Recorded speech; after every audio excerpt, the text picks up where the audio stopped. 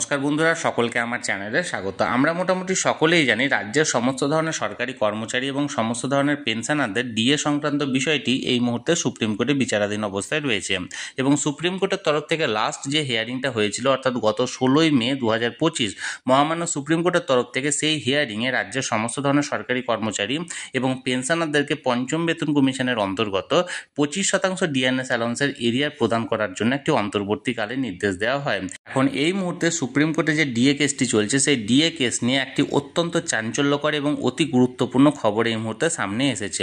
কি সেই খবরে কি বলা হয়েছে সকল কিছু আজকের ভিডিওতে বিস্তারিতভাবে আলোচনা করব। ভিডিওটি ডিএনএস অ্যালাউন্সের কেস সংক্রান্ত অত্যন্ত গুরুত্বপূর্ণ, তাই প্রথম থেকে শেষ পর্যন্ত অবশ্যই ধৈর্য সহকারে দেখবেন এবং ভালো লেগে থাকলে অবশ্যই একটি লাইক করবেন এবং সকলের সঙ্গে শেয়ার করবেন। আর সেই সাথে এই চ্যানেলে যদি প্রথমবার হয়ে থাকেন এই রকমের ইনফরমেটিভ ভিডিও আরও দেখার জন্য যারা এখনও পর্যন্ত এই চ্যানেলটিকে সাবস্ক্রাইব করেননি তারা অবশ্যই চ্যানেলটিকে সাবস্ক্রাইব করে নিতে ভুলবেন না। তাহলে চলুন আমরা বিস্তারিত জেনে নিই। দেখুন, আমরা এই মুহূর্তে সুপ্রিম কোর্টের ওয়েবসাইটে আছি। এই ওয়েবসাইটে দেখুন ডায়েরি নাম্বার দেওয়া হয়েছে 35292/2022 the state of West Bengal versus confederation of state government employees West Bengal.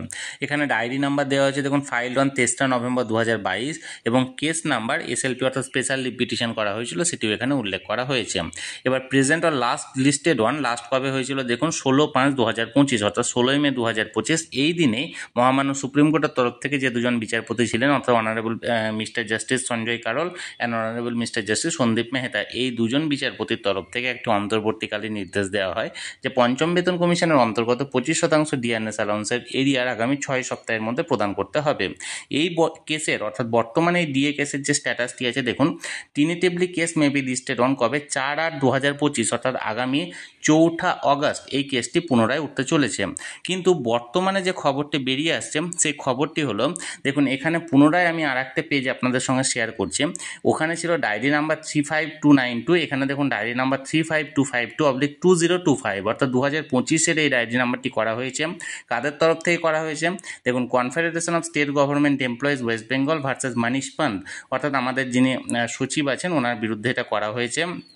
দেখুন ডায়েরি নাম্বার হচ্ছে 35252/2025 ফাইল অন 2 জুলাই 2025 বিকেল 4:30টার সময়। এখানে কেসের বিষয়টি কি কন্টেম্পট পিটিশন করা হয়েছে অর্থাৎ মানে এটা আদালত অবমাননার এখানে কেস করা হয়েছে। তাহলে বর্তমানে যে ডিএ কেস অর্থাৎ বর্তমানে যে ডিএ কেসটি চলছে সেই ডিএ কেসের যে 16ই মে অন্তর্বর্তীকালীন নির্দেশ দেওয়া হয়েছিল যে আগামী 6 সপ্তাহের মধ্যে রাজ্যের সমস্ত ধরনের সরকারি কর্মচারী এবং পেনশনারদেরকে 25% ডিএনএস অ্যালাউন্সের এরিয়া প্রদান করতে হবে, কিন্তু সেই সময় পেরিয়ে যাওয়ার পরেও রাজ্যের তরফ থেকে কোনো সদর্থক ভূমিকা নেওয়া হয়নি এই ডিএনএস অ্যালাউন্সের এরিয়া প্রদান করা নিয়ে। এবং এরই পরিপ্রেক্ষিতে যে মামলাকারী সংগঠনগুলি ছিল, এখানে যেমন নামটা দেওয়া হয়েছে confederation of state government employees, মামলাকারী সংগঠনগুলির পক্ষ থেকে রাজ্যের যিনি সচিব আছেন অর্থাৎ মানিশ পান্ত এনার বিরুদ্ধে কন্টেম্পট মামলা অর্থাৎ আদালত অবমাননার মামলা করা হয়েছে গত 2 জুলাই 2025।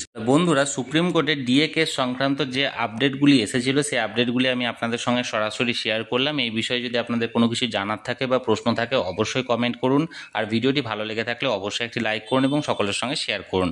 আর সেই সাথে আমি সবসময় চোখ রেখেছি যে কোনো আপডেট আসা মাত্র আপনাদের সঙ্গে তৎক্ষণাৎ সেটা শেয়ার করে দেওয়া হবে। তাই যারা এখনও পর্যন্ত এই চ্যানেলটির সঙ্গে যুক্ত নেই এই রকমের ইনফরমেটিভ ভিডিও আরও দেখার জন্য চ্যানেলটিকে অবশ্যই সাবস্ক্রাইব করে রাখুন। ধন্যবাদ, দেখা হচ্ছে পরের ভিডিওতে।